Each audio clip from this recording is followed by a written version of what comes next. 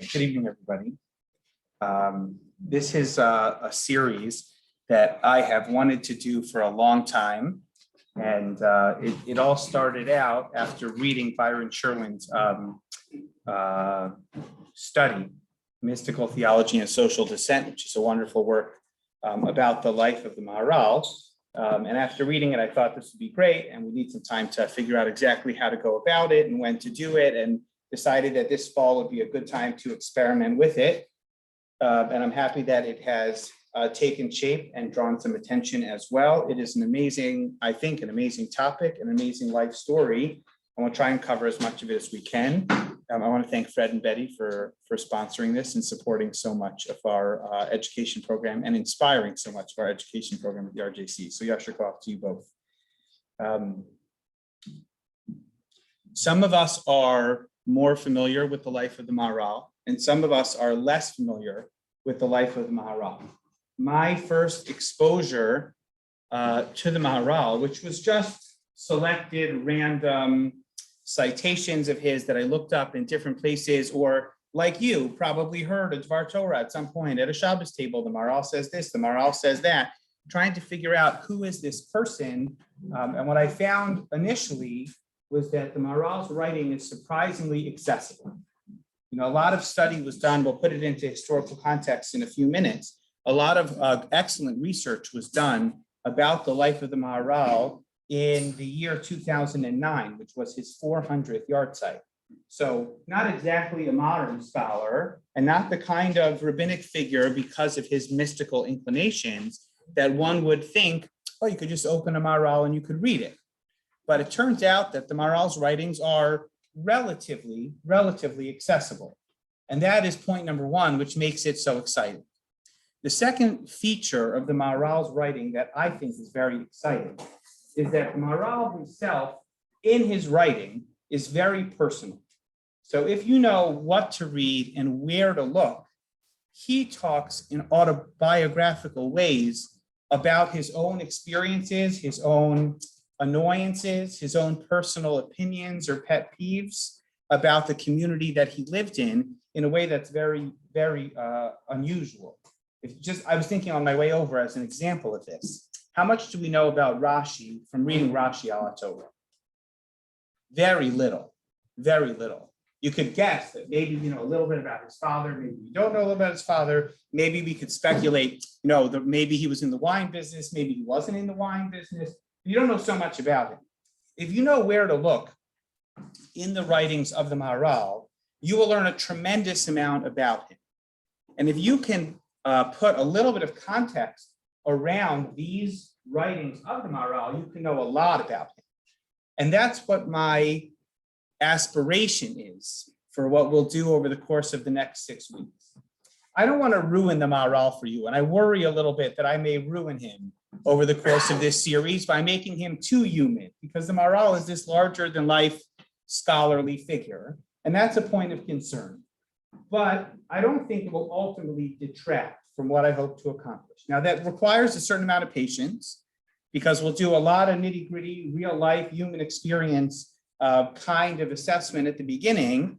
And maybe when we get to Hanukkah, we'll look at Ner Mitzvah and we'll have a greater appreciation for the mysticism and the theology of the Maharal.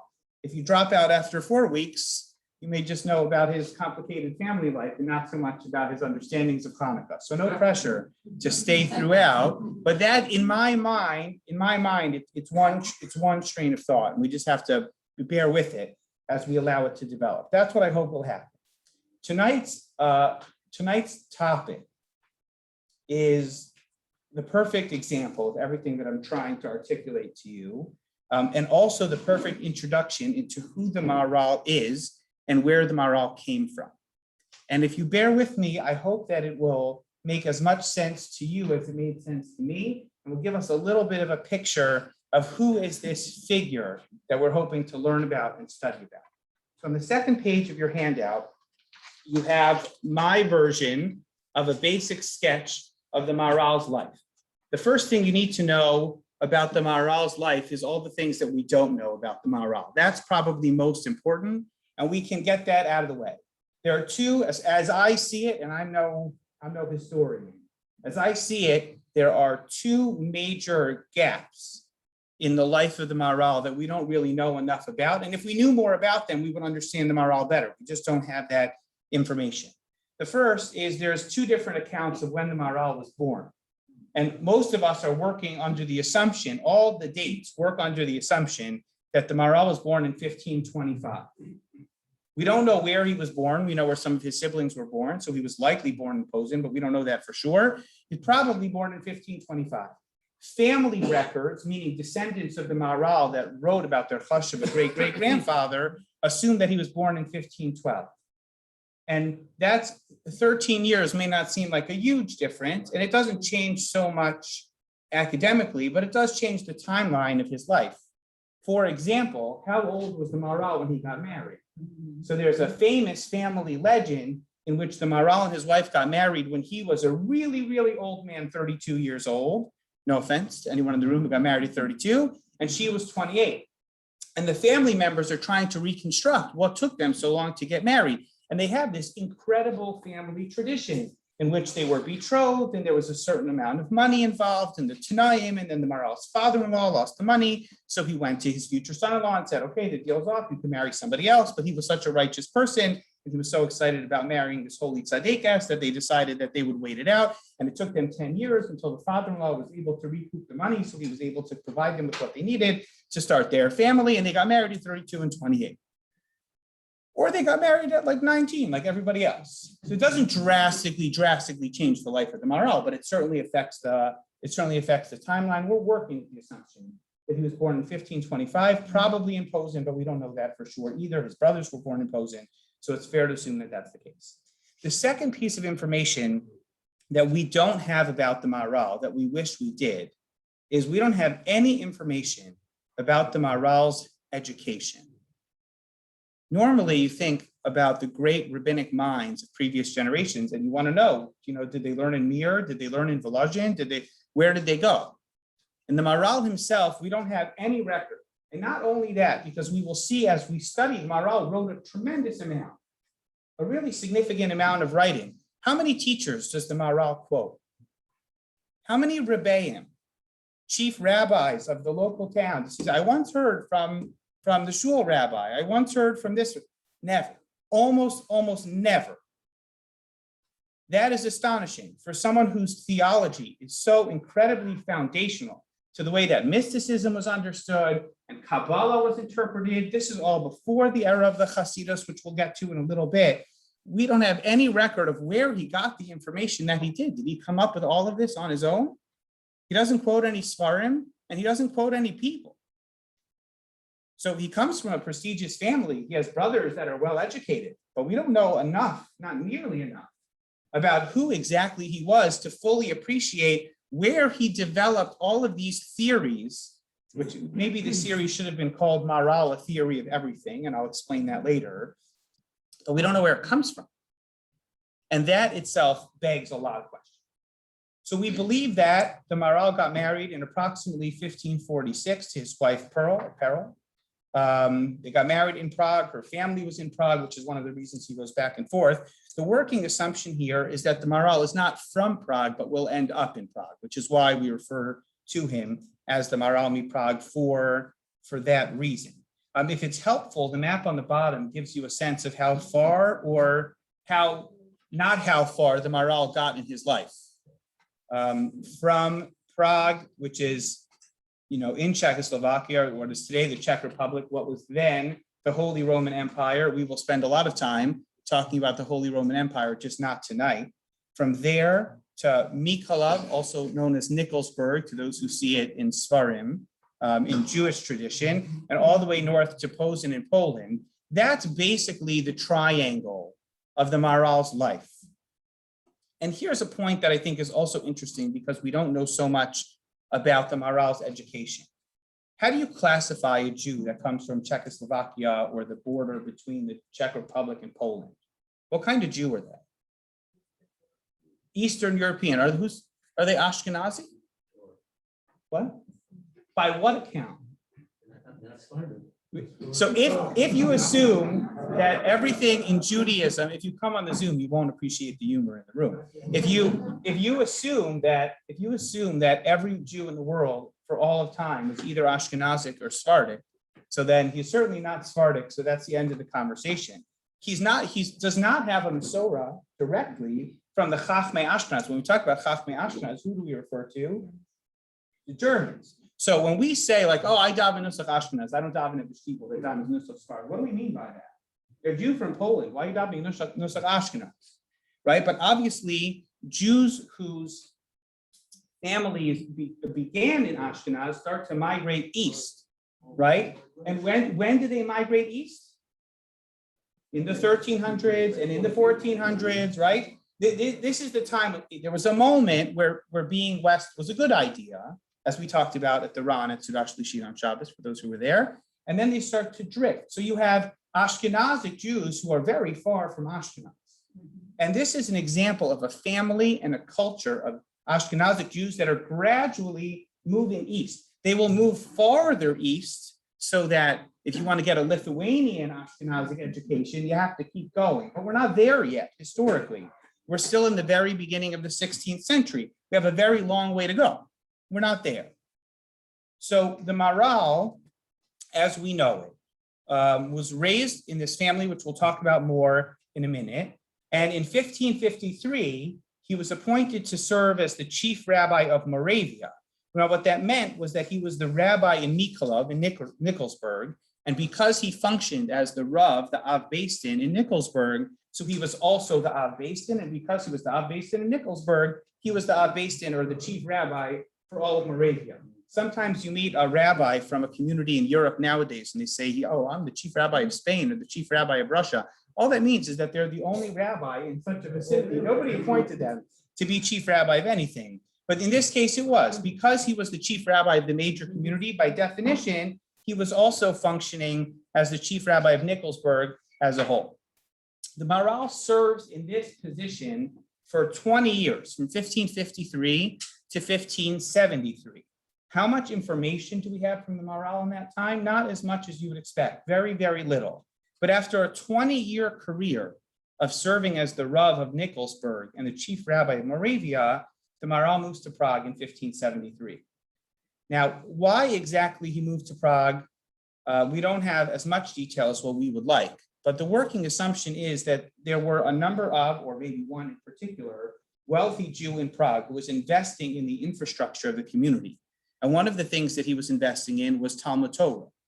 And he establishes a klaus, right, or a close, however you pronounce it, depending on where you're from. I don't want to get contentious.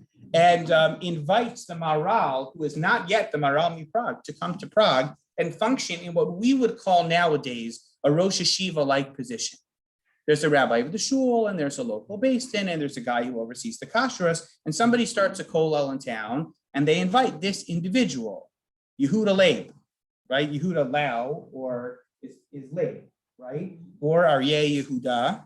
That's what Yaakov Avinu says about Yehuda, that Yehuda is like that lion cub. So the people who are called Yehuda Leib, as he was, that's where their name comes from. So he comes to Prague and he serves in that role for 20 years. He probably marries his children off there. His wife is probably happy that she returned home to where she came from, etc. He publishes his Gor Aryeh there only at 52. We're going to talk a lot about this. The Maharal doesn't publish a Sefer until he's 52 or 53 years old, which is amazing considering how significant his literature is. It's really pretty amazing. Okay, so in 1583, you have an interesting moment. Yitzchak Melnick was the chief rabbi of Prague during that time, and he passes away. And the community of Prague is looking for someone to take his place. So who better than the local Rosh Hashiva in the neighborhood? Just hire him. He's the Maharal. He's going to be a legend for all of Jewish history. So somebody says, why don't you invite him to give the Shabbos Shuvah Drasha? Everyone's going to love it. And then we'll hire him as the chief rabbi of Prague. So what happened? He delivers the Shabbos Shuvah Drasha, and they said, no, thank you. They didn't hire him. Who did they hire instead? His brother-in-law, Rabbi Yitzchak Chayes or Yitzchak Chayud. The brother-in-law of the Maharal becomes the chief rabbi, and he leaves to go become the chief rabbi of Posen, which is maybe the town that he comes from. He goes back and he serves there for a very short time. In one of the Maharal's letters, in which he complains bitterly about life in the Rabbanos, and I don't want to spend too much time on this because everyone will think I'm just projecting, is that the Maharal complains about 3-year contracts. You hire these rabbis and they last for a couple of years. And it's amazing because it was a totally different world. But just look at the numbers. He serves in Posen as the rabbi from 1584 to 1587. That was it, which is very telling. Okay, Donald, you had your hand up? I'm curious to know if you know how substantial these communities were compared to other Central or Eastern European communities. So I can't give you good numbers on this, but one of the things that you'll keep in mind, and we will get back to it in a couple of weeks, I hope, is that when the Maharal returns to Prague, it is what we historically call the golden age of Prague. In other words, his timing is perfect. If he had been in Prague 50 years earlier or 50 years later, he wouldn't have been so lucky. But he was in Prague when it was the time where, you know, the weather was good there. That's where people wanted to be. And he was lucky enough, so to speak, to be there at that time. So he goes to Posen 1584 to 1587. When that contract runs out, the Maharal comes back to Prague and continues to serve as a Rosh Yeshiva. We'll skip some of these things for now, but again, there's an opportunity. His brother-in-law retires and the Maharal throws his hat in the ring. He wants to be the chief rabbi of Prague. And again, they turn him down.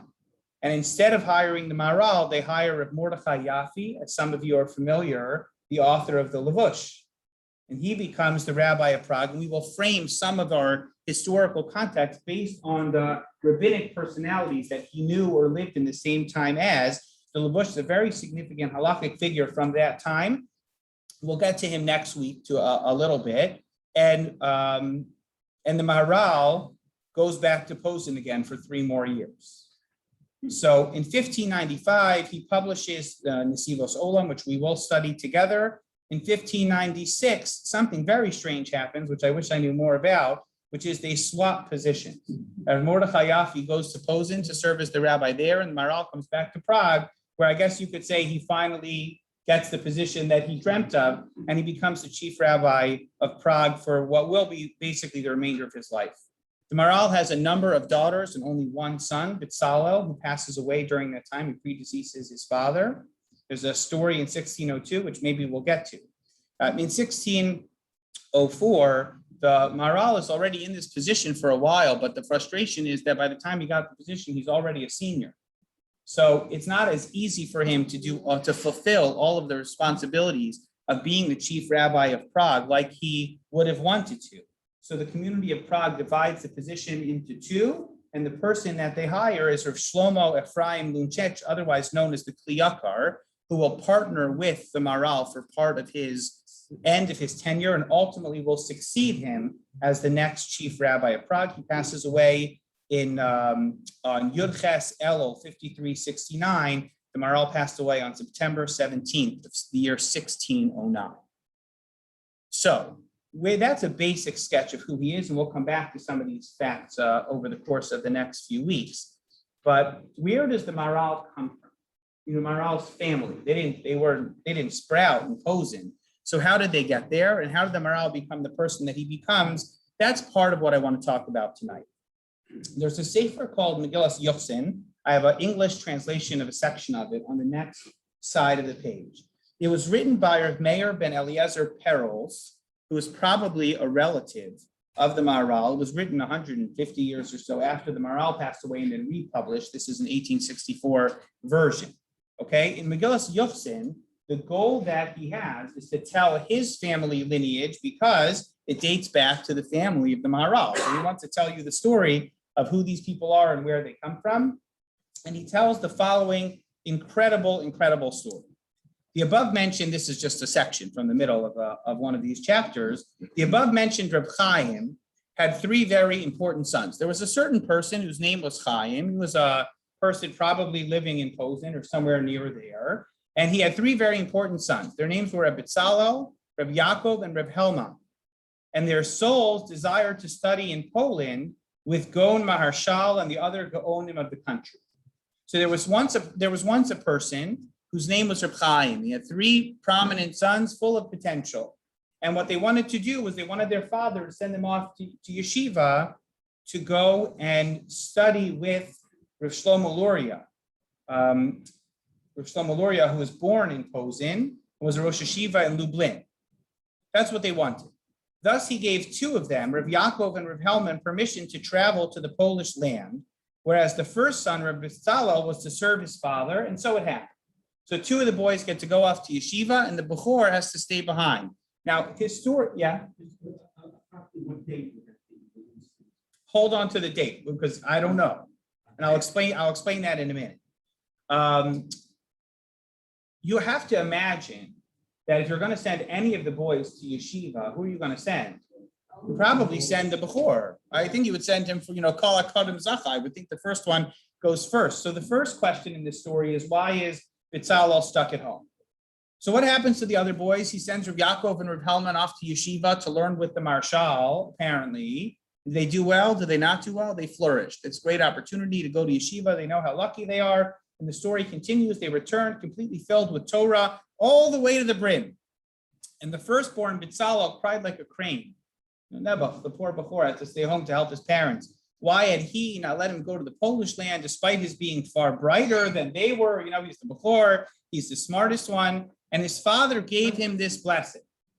His father said to him, because you had served me, may God allow 4 lights to arise from you. You can tell this is a very poetic, dramatically written story with intention. The father felt bad that the Bechor Bitzalel didn't have a chance to have the yeshiva experience that his brothers had. He gave him a bracha that he should have 4 outstanding sons. And because this is a family tree, so every bracha in the family tree comes true. And so it happened that from him 4 Gaonim arose. The eldest of them was Gaon Marenu Varvenu Rav Chaim, who was the president of the rabbinical court of the Holy Community of Freiburg. Keep the name Chaim Freiburg in your head. We're going to talk about him. The second was Gaon Rav Sinai, who was the head of the yeshiva here in Prague, and who was later accepted as the president of the rabbinical court of Mykolaiv. You see how everything kind of goes in circular fashion in this presentation, and all of the Moravian land. The third was the Gaon Rav Shimshon, president of the rabbinical court of the Holy Community of Kremenetz, and the fourth, the youngest, was Rabbi Yehuda Levo, or Yehuda Leib, president of the rabbinical court of the Holy Community of Prague. According to the family tradition, Maharal, who's Yehuda Leib ben Bitzalel, this is the story, the origin story of the family. Bitzalel is his father. His father is the one who doesn't get that, he's the Bechor, he doesn't get that yeshiva experience. He gets a bracha from his father that he's going to have 4 outstanding sons. And this is a historical fact, Bitzalel does have 4 sons. These are their names. They will continue to reappear. 2 of them are particularly prominent, Rav Chaim Freiburg, and potentially his younger brother, at least as it's told here, is the Maharal Miprag. So first fact is it's a little unusual that the Bechor would be left behind. Second fact is it's not entirely clear historically if the Maharal is the youngest of his brothers or the oldest of his brothers, which also affects the timeline. And the third piece of this timeline that doesn't actually add up is the Maharshal piece. And that's a little bit what I want to talk about tonight. That's the reason why I wanted to start with this story. The Maharshal was born in 1510, which means he's only 15 years or so older than the Maharal. So I think that makes it chronologically impossible that the Maharal's father was a Bechor who desperately wanted to go to Posen to learn with the Maharshal. Right? I don't think the numbers add up. I don't think they add up. Now, this is not the only error, if you will, in Megillas Yochsin. It is an imprecise family tree, but it's significant for a couple of reasons. Number one, when we talk about the Maharal's lack of formal education, the family tradition is that his father had no formal Jewish education either, which I think is very interesting. The second is that there is, in fact, a very important family connection between the family of the Maharal and the family of Rav Shlomo Luria, the Maharshal, and that's what I want to talk about right now. The Maharshal, Rav Shlomo Luria, who was himself a prominent posek and a chief rabbi and many other things, is also the author of a number of svarim that many of us have heard of. If you learned in yeshiva and you got an exposure to what they call in the yeshivas the early achronim. So one of the commentaries on the Gemara that you may have been exposed to is the Yam Shel Shlomo. The Yam Shel Shlomo is the commentary on the Gemara from Rev Shlomo Luria. He also has Chuvos and Chachma Shlomo and many other svarim that he wrote. This will be an important fact for next week as well. He is a product of the Pilpule yeshivas of Poland. What that means is that the yeshivos of Poland that developed the early Achronisha Pilpul, the way that Gemaras were broken down in very teeth kind of way, was developed by Rav Shalom Shachna and other great Rosh Yeshiva in Poland. And the Maharal is a student of that kind, the origins of like this kind of learning. There's no better way to say it. Those are Polish Gemara techniques that don't really begin until the 16th century. And the Maharal is a product of that. And it will be very interesting to compare the way the Maharal learns a piece of Gemara and the way the Maharal learns a piece of Gemara. Because if you went to yeshiva there, if you go to Yeshiva University nowadays and you learn a certain kind of way, you learn that way. If you go to Lakewood, you try and have a charusa with someone after 6 years of learning in the YU-based medrash, it's not necessarily going to go so well. When I was in Karen B'Yavne, Rabbi Silver told the story, which I'm just reminded of. He said that he had a classmate in YU who didn't really want to go to YU. He wanted to stay in yeshiva. His parents forced him to get a college education. And he decided that all of his yeshiva college classes were going to be Torah classes. So we could learn Torah in the morning, Torah at night, and Torah in the middle. So he's taking Jewish history and he's taking Hebrew language. And he decides he's going to take every Yiddish class that YU has. So he learns a ton of Yiddish in yeshiva college, which I did not. Tons of Yiddish.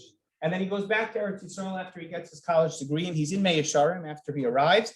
And he says, he starts talking to the person, behind the counter. And he realizes, why am I talking to this Hasidic Yid in Hebrew? I have all these years of Yiddish education that I could use. So he starts talking in Yiddish instead. And the guy says back to him, who taught you Yiddish, a guy? So you can imagine the people that come from different backgrounds, that have different derech halimud, it doesn't necessarily click. So it's a very distinct kind of learning. And Rav Shlomo Luria, the Maharal, is a product of that yeshiva education in Poland, a very unique style of learning Gemara B'Iyim. So if you're learning Baba Kama, as many of you have, and you're in the 8th parak, so you're learning about all different kinds of damages, right? And there's all the different kinds of damages and all the different ways in which Chazal assess how those damages can be recouped. And the Yam Shel Shlomo in the 8th parak talks about all these interesting ways in which you can hurt other people and how the Beis Din will be responsible. He was also an Beis Din to figure out, how bad was the damage or the slander or the character assassination and how it should be adjudicated in court. And it seems at random, but he's writing all of these cases that seem to have been relevant to him. He tells the following, or poses the following halachic scenario and what should be done in the following case of the most unusual kind of hezek. Okay, this is the second source on the second page. Yam Shel Shlomo in the 8th paragraph of Baba Kama. Mishpacha, I'll just start in the big paragraph. Mishpacha sheyatza aleha kol mamzeros. Let's say you have a family that rumors are circulating about them that members of the family are mamzerim, which means that there's some kind of illicit relationship that produces an illegitimate child. So the family has an illegitimate yichus. What's the case? What's the rumor? She'ach nasa es achosa. The rumor is that a brother and sister married each other. Now, why would a brother and sister marry each other? Even in 16th century Poland, that was not okay. Shelo hikirva. They were separated at childhood, and he didn't realize it was his sister. Vihi gamkein lo hikira oso, and she didn't know it was him. One of them was a child at the time that they were separated, and that no one's saying that they did it on purpose. Just everybody knows you shouldn't marry into that family because the grandparents were brother and sister. And then the brother, he got older and he got taller and he grew a beard. And she wasn't living with her parents for whatever reason. She was lost in the middle of nowhere. So the guy's in a bar and he meets a girl in the bar and they seem like they have everything in common with each other. So they may as well go out and they get married. Ubisof hayamim rasa lo achoso shuma achas al hadad shahela libeten imo. She sees that he has a birthmark, and then v'nivhala v'nafa liba b'zacha she'acheha hakatan hayalo gam kain shuma zoala. She remembers she had a brother who also had a birthmark like this. But just to remind you, this is all a rumor, right? This is a rumor about the Schwartz family or whoever it is, right? So then they kind of put things on hold and they start to go, send an email out or whatever the historical equivalent was. Until they finally realize, even though they don't remember ever meeting each other, that they're brother and sister.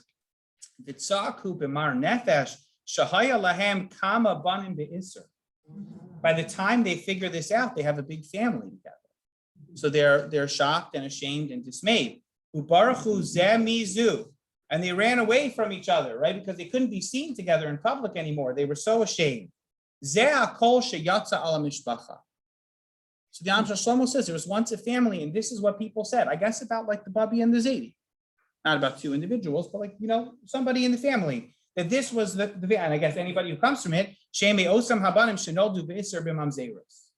somebody's father was the product of that mistaken marriage. The Koran the Osam Mishpacha Shuma Shem Osa Maisa, and they say that that's like a family that you shouldn't associate with because of that story. Now, what does the family say when somebody tells you a story about your grandparents? And that's a rumor going around in town. You don't want that guy to work at your bank. His grandmother and grandfather were brother and sister. You never heard that story about them? Osa Mishpacha Tzafcha Kikruchya Shem Tahorim Viksherim Velo Kachaya Maisa. So the family says, no, it's not true. Don't listen to that rumor about my family. Why? Because it's not true at all? No. It's true. They met in a bar and they had a drink together. That's as far as it went. They didn't have any kids together. And then they realized before they were engaged, so then he got married and married somebody else. She got a husband. There's no mamzerim involved. It was just an honest mistake. And everybody's insulting them based on the story, but nothing actually happened. And some are saying, no, it's true that it happened.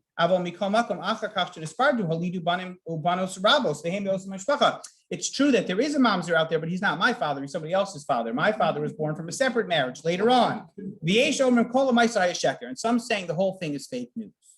They met, they liked each other. They started asking where your parents are. Oh, my parents are also from Posen. And then they called it off. They realized it. Now, this is the bold section in that large paragraph there.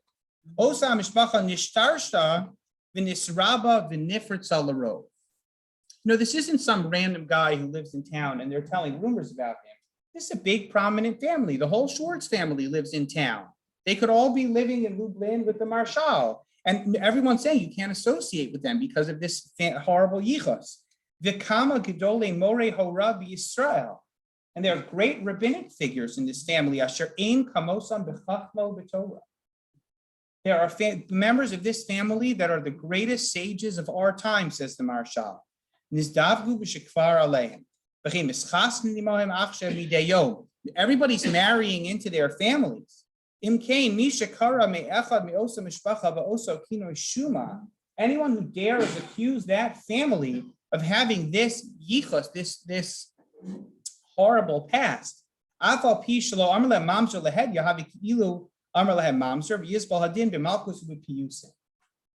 this is an example, such an unusual case, but this is an example that the Maharal gives of the kind of character assassination that could be penalized in court. That's the context in Baba Kama. That you could penalize them in court, you could give them malchus if you have to, just for associating that last name with that rumored story, which is totally not true. How dare you say such a story is true? Everybody knows that family is great yichus. No one has a problem marrying them. They're great tzaddikim. They're great talmidei chachamim. You're not allowed to say it. And if we find out that you're spreading rumors about this family, these are the consequences that will happen. There's a professor, I'm blanking on his name for just a second, who edited a wonderful journal at the 400th yard site of the Maharal, and he made a very interesting analysis of this story. Does this story remind you of anything from our liturgy throughout the year? Yeah. Yeah, what's the story on Tisha B'Av? Exactly. Children of Rabbi Yishmael, what happens to them? They both get taken captive. They're put to breed by the Romans in a room at dark at night. Neither of them thinks that it's within their dignity to just be with a stranger. So they wake up in the morning refusing to participate. And anyway, they realize they're brother and sister and they both die or commit suicide, however you understand the ending of that story. So Elchanan Reiner, in his essay about this topic, compares and contrasts the way this story is told versus this traditional kina from Tisha B'Av. Exactly, yeah. Yeah, exactly. Yeah, the language is very poetic. The Amshel Shlomo is using it on purpose, although I don't know if he's the first one to write the story down. But this is the story that he tells, and it's kind of a, the Maharal has such detail in this story. It doesn't seem like it's just a random theoretical case, just a friend of a friend of a friend. But theoretically, if something like this were to happen, these are the halachos we would put into place. So it sounds very much like it's real. But of course, he doesn't mention any names. That's only if you're learning Bava Kama. But if you look in the response of the Maharal, which is the next source right beneath it, he talks about this case. I was sent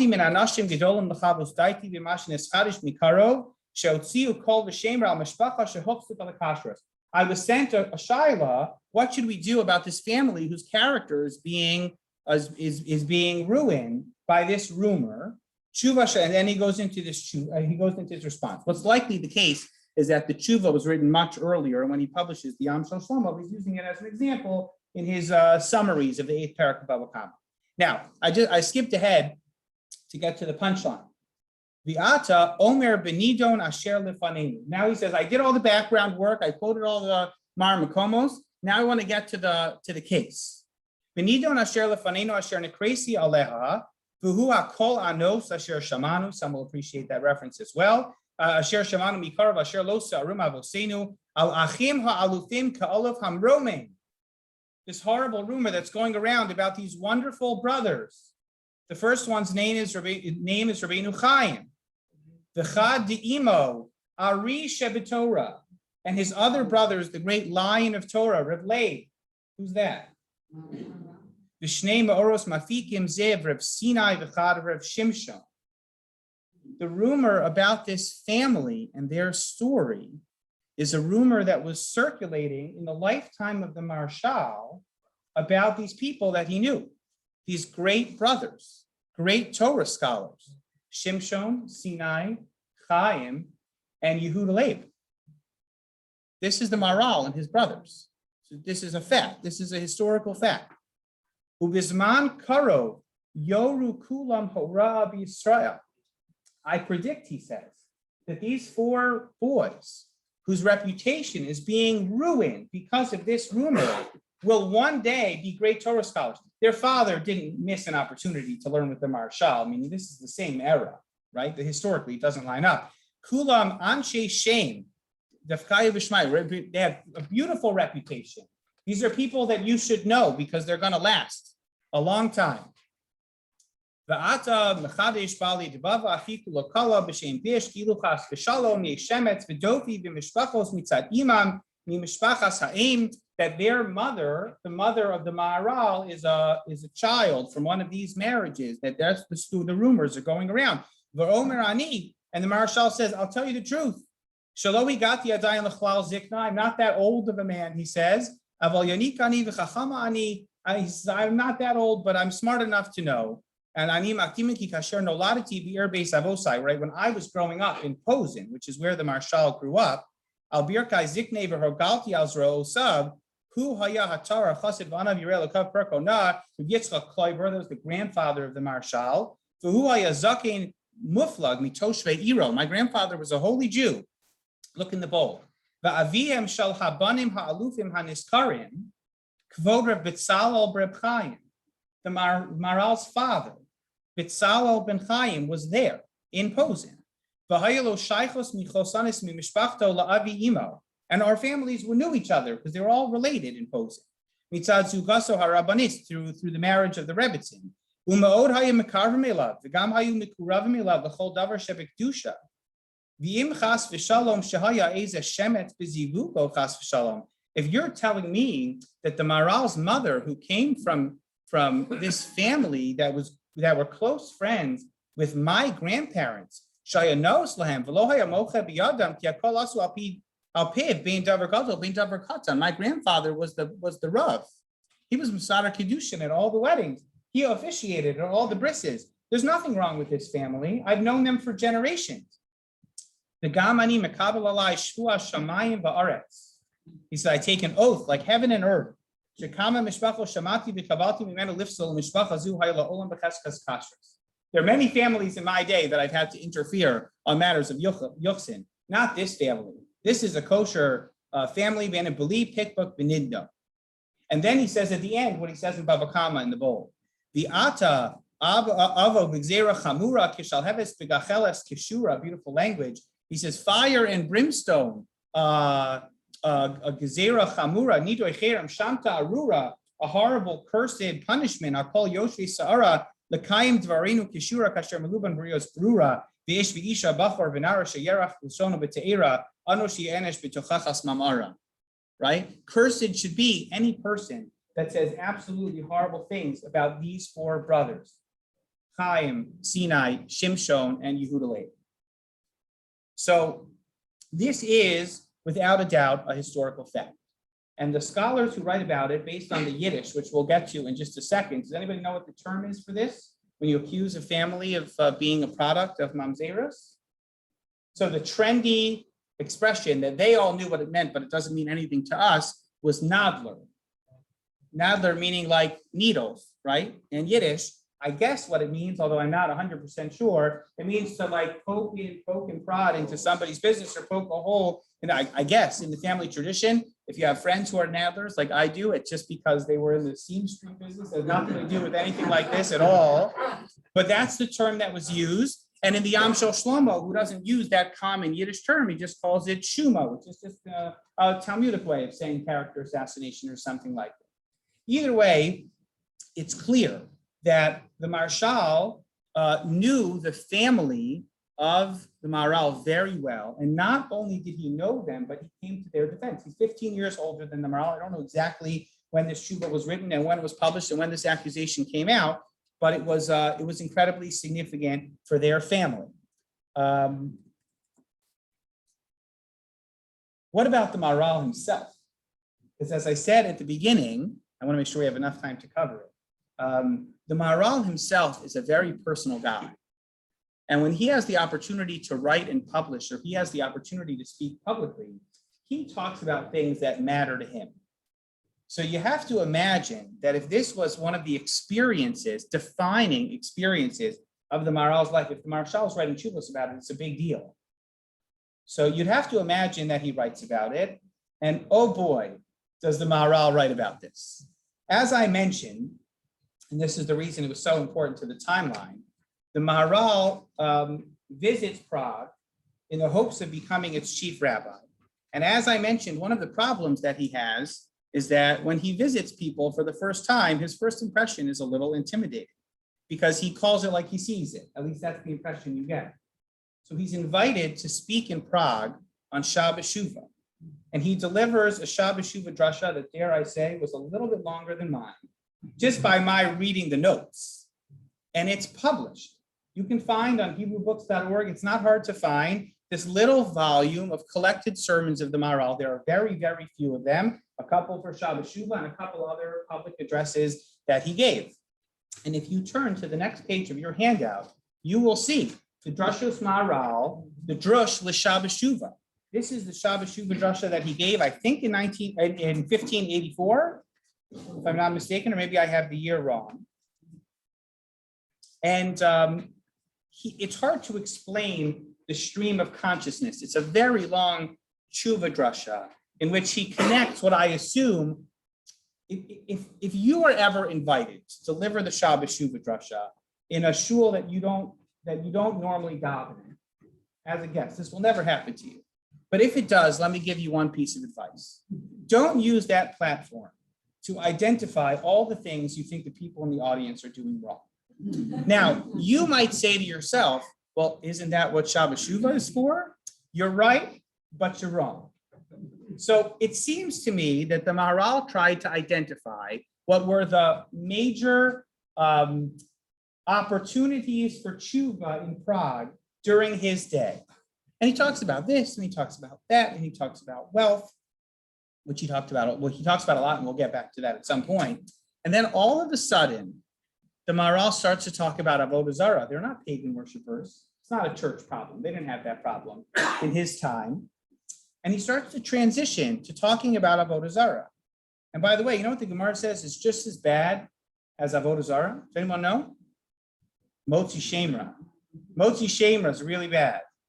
And here, this is like 15 pages into the drasha. I don't remember when I found it. I just put this page in the handout. But you could see beginning at the bottom of page Pei in the right column, he quotes the Gemara in Brachos and Daf Yud Tes, and he starts to talk all about speaking badly about the deceased. You know what's worse than speaking Motzi Shemra about the living? Speaking Motzi Shemra about the dead. There's nothing worse than that. Look at the 4 lines from the top in the second column. Okay, on the left column there, 4 lines from the top. Ulakach bedoros harishonim shayu chasidim v'anshei maisa hechrimu cherem gadol shalola hotzilaz al shulchnei afar. There's a cherem. This is very trendy in the times of the Maharal. Also, anytime they wanted to really put force into something, they just made a cherem. Like they made a takana. There was once a takana that was made by the Gaonim. You're never allowed to speak lashon hara about the dead. V'zel lashon atshuva heishav Reb Meir al echad shekara ben gedolim mamzer ben mamzer hamacharev yachosh la'atzmo yiskev atzmo betanios u'malchios ulayesh tikva. There's no salvation. There's no tshuva for somebody who speaks Motzi Shemra about the dead.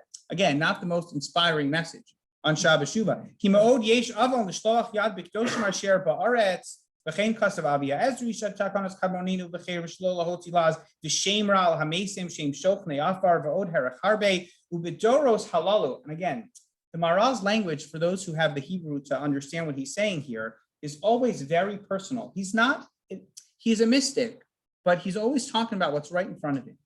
Ubedoros halalu. He says, the Gaonim said it's usher to speak Motzi Shemra about the dead. And he says, and nowadays, they say anything they want about the dead. No one has any hesitation about speaking badly about the previous generations. They don't do it one time or 100 times, thousands of times. I'll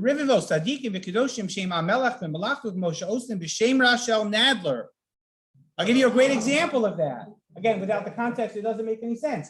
What's he referring to? This is an epidemic of lashon hara. That's what he's talking about. Yodim ki dvarim Elohim shibush. They, the people who speak this lashon hara, they know it's all not true. They have all they're trying to do is ruin your life. And in parentheses, I'll add, they're doing a great job of it. That's exactly what's happening.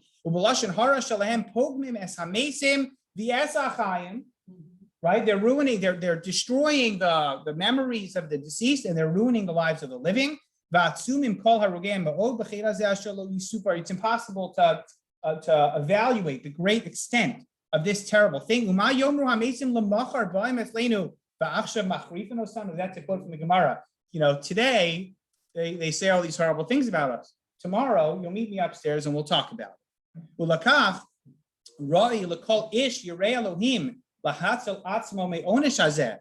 Anybody smart on Shabbos Shuvah who wants it, you're going to daven from a siddur this year and not daven by heart. You're going to be makbid on Pas Akum this year. Here's my recommendation: don't speak lashon hara about people's grandparents. Lachein yesh lahaskir hacherem sha'asu kadmonenu shelo lahotzi laz al hamesim ubeprat shelo lahotzi shemra shal nadler al shem echad miYisrael. V'davar zeh nase po kila kedosha Prague b'Shabbos Shuvah. It appears that the Maharal, in some kind of formal procedure, reinstituted the cherem of the nadler, that anyone who speaks that kind of lashon hara should be punished with great pomp and circumstance. Ba'asara sifrei Torah, ba'yidei chachmei ir kilas kedoshas Prague, shekol echad sefer Torah biyado. We took the 10 biggest Talmidei Chachamim in town. We handed each of them a sefer Torah, and we reminded the Jewish people that this kind of lashon hara will not be tolerated here. Shlo yotzi shum adam lazal hamesim shlo haskir shum kam nadler al shum echad miYisrael. Not only is it a historic cherem that no one should ever dare violate, but we also did it here in the 16th century in Prague on Shabbos Shuvah with me at the pulpit.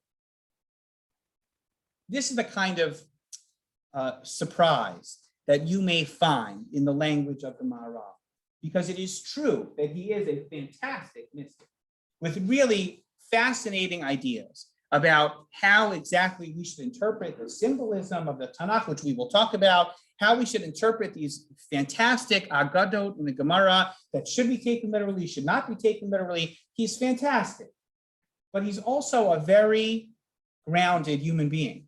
He also has feelings, and he doesn't hide them. He doesn't hide them in public, which is a mistake, and he doesn't hide them in print, which is to our benefit, because we're able to read it.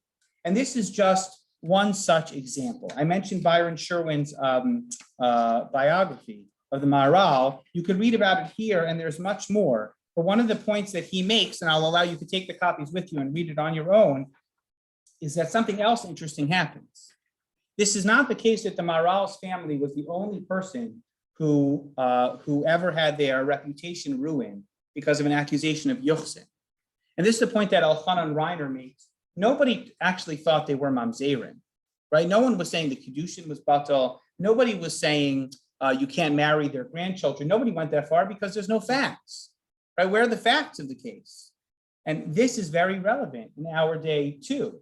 When you can't win in court, you win in the court of public opinion.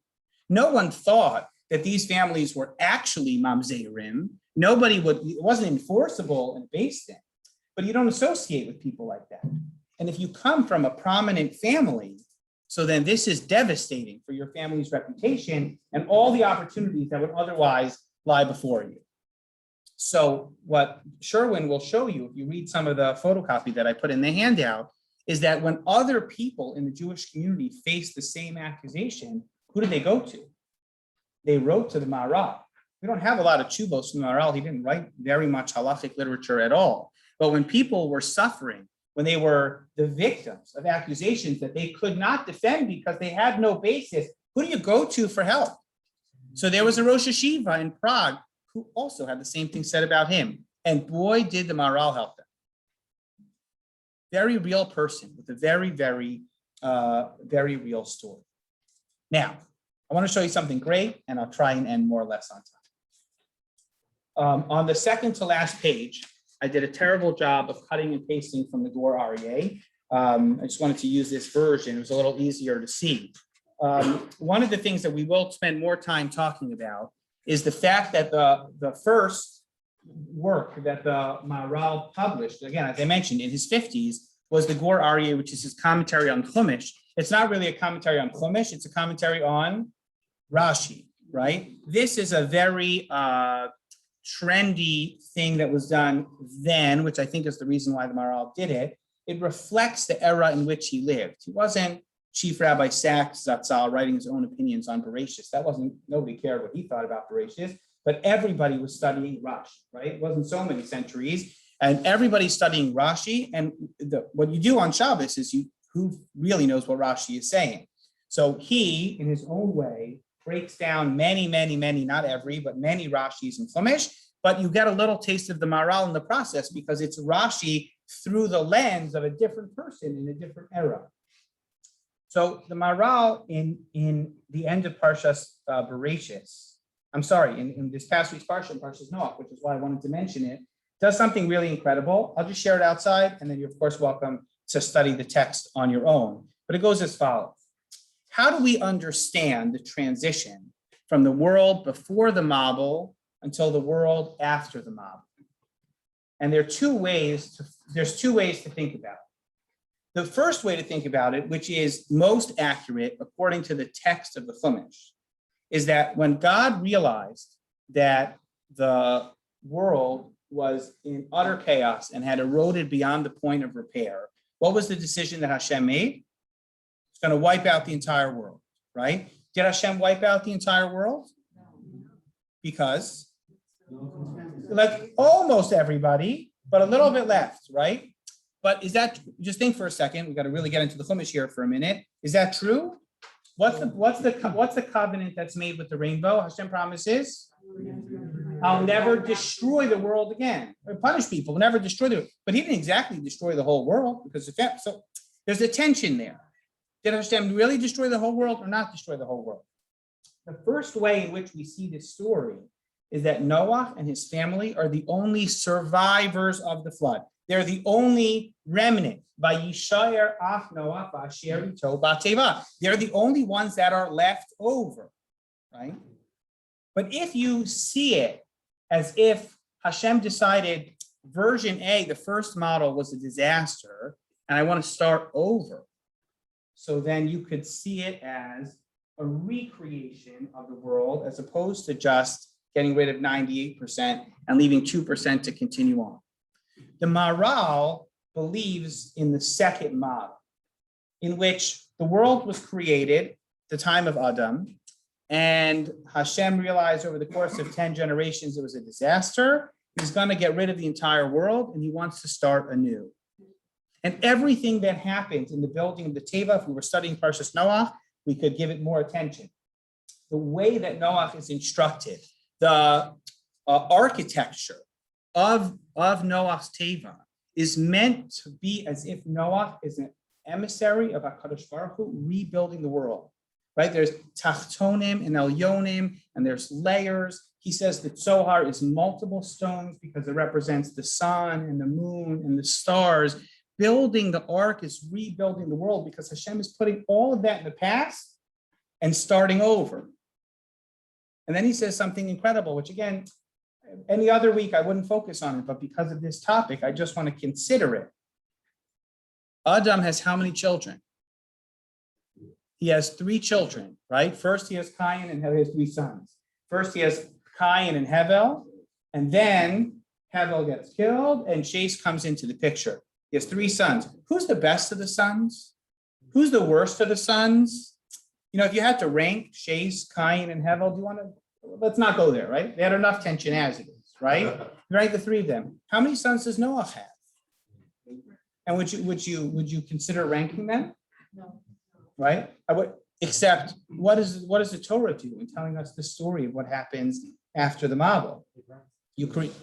Of course it ranks them, not only in listing them, actually listing them, which he doesn't make that ha'ara, but that's a great ha'ara to make. But on top of it, the story in which they face the world for the first time and they have a challenge, it involves somebody making a mistake, and how is Shem going to handle it, and how is Ham going to handle it, and how is Yefes going to handle it? What does the pasuk say? This is classic Maharal right here. What does the pasuk say in Eishes Chayil?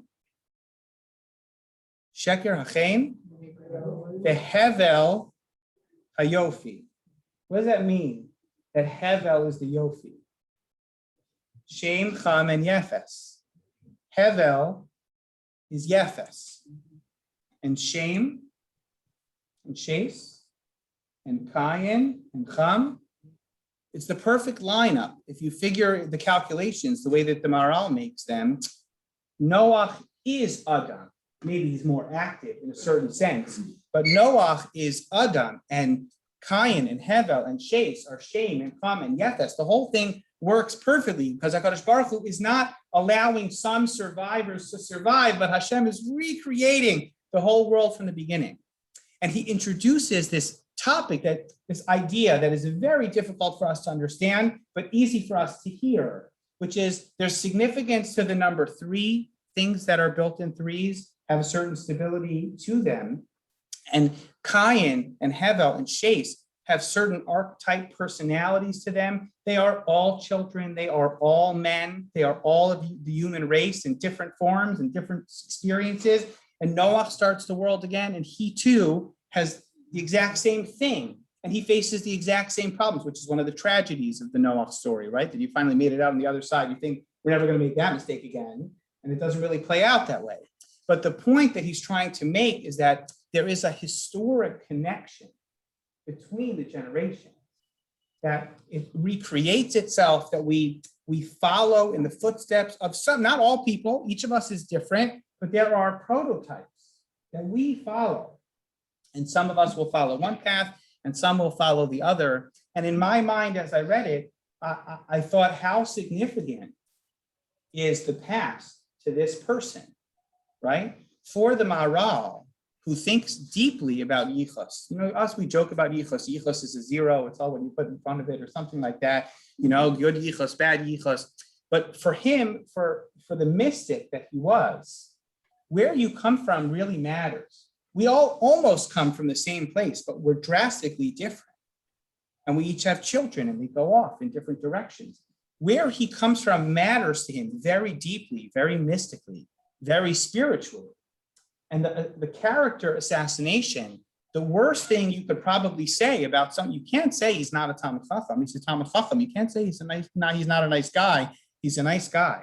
But the only rumor that he seems to be unable to undo about himself is where he comes from. And it matters. It would matter to me and you because we have our own egos and reputations to care about, but it also matters cosmically. And it mattered to him in a very significant way.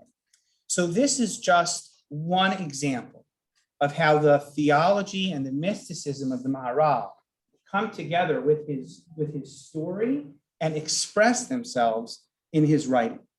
And when we think when we study in the future weeks and we think about the Maharal's attitude towards Jewish education, or the Maharal's attitude towards wealth, or the relationship between Torah and science in the 16th century, all of these topics the Maharal writes about extensively, you can bet that somewhere out there in the Nesivos Olam or in the Gur Aryeh, you're going to find a paragraph where the Maharal tells you exactly what he thinks about what's right there in his moment.